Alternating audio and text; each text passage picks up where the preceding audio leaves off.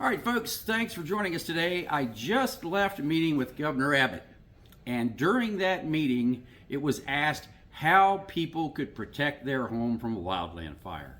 So having 30 years of firefighting experience with wildland fires, I'm here to show you how you too can make your home fire-wise by some simple tricks that will help keep your house from catching on fire this wildland season. So we're going to start out with just a simple sponge. Now, what you can do with this is you can go up and put one of these in each one of your downspouts. And so when you shove this down in the downspout, you take some duct tape and you cover over the top of the downspout, and then you fill up your guttering with water. That way, if firebrands land on your roof and they roll down into your guttering, which happens to be full of leaves, well, now it'll fall into a moat full of water, put out those firebrands, and prevent all of that debris in your gutter from catching on fire.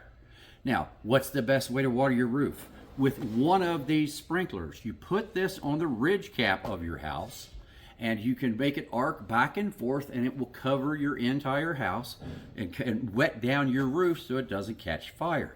One caveat to this: if you're in the city or you get on a municipality water supply, do this sparingly, and please don't leave this on when you evacuate your house. That depletes the water supply for firefighters, and then they can't have the water that they need. So only do this if you're going to be there while it's on, or if you have your own well and you're not getting water from a municipality. So just put this on your roof. Also, these work in your yard and around the side of your home so as that you can wet things down to prevent them from burning.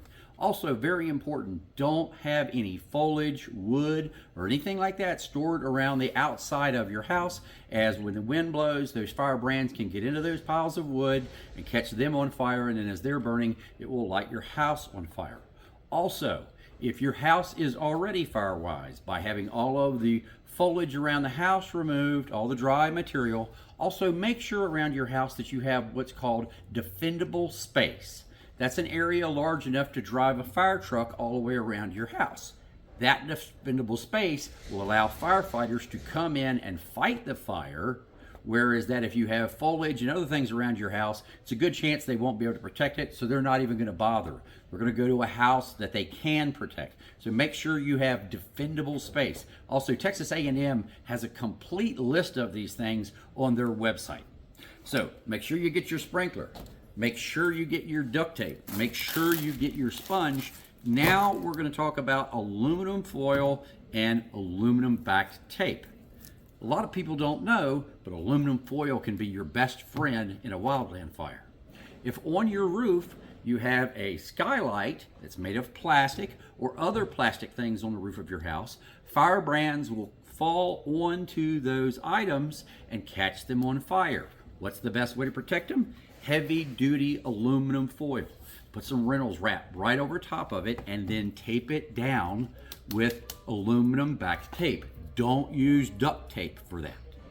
Also, you can use this aluminum backed tape around the bottom of your porch rails, along the front of your porch, anywhere that there's an edge, because fire doesn't start on flat surfaces, it only starts on angles.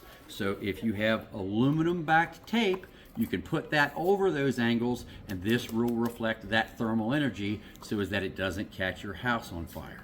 So make sure that you're fire-wise. Go to Texas A&M's website. They've got a complete list of all of these things, but these are just simple items that you can pick up at your local hardware store that'll help you protect your house during this wildland season. Thanks for joining us.